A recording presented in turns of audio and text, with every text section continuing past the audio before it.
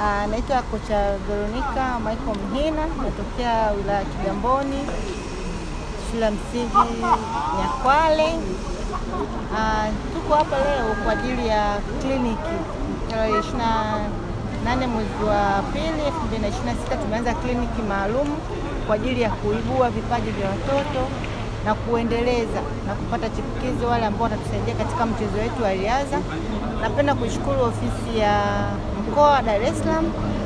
Napenda kushukuru afisa mchezo wetu wa mkoa wa Dar es Salaam, pia chama cha riadha Dar es Salaam JA kwa kuona hii kwamba inafaa kwa ajili ya mustakabali wa riadha, kwa sababu tunaona riadha ilipoa, lakini naona sasa hivi kama riadha imechangamka, watoto tutapata vipaji, tutaibua vipaji, pia itatusaidia kukuza huu mchezo wetu wa riadha kuendelea. Kama tunavyoona tunapata saizi wanariadha wengi wanatuwakilisha kimataifa. Kwa ajili ya kliniki hii itatusaidia pia kupata wanariadha wazuri na kuendelea kupeperusha bendera yetu ya nchini kwetu Tanzania.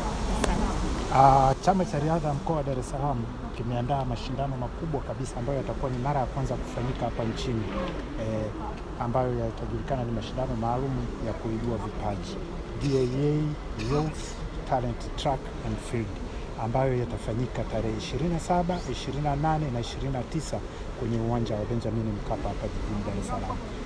Unatoa wito upi kwa makocha, walimu na wazazi na walezi ili kuweza kuhamasisha kuwaleta watoto wao katika mashindano hayo ili waweze kuonyesha vipaji vyao?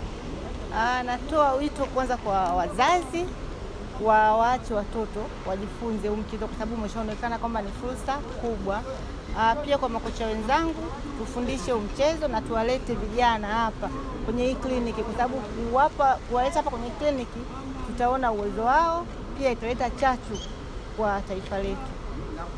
Kwa majina naitwa John Tekeli, nasoma shule ya msingi Mkoani. Ninashiriki kwenye mchezo wa riadha. Nilianza kidogo mpaka sasa hivi. Unajisikiaje mazoezi ya leo? Najisikia vizuri sana. Mimi napenda kukimbia sana. Ninashauri waje kujifunza.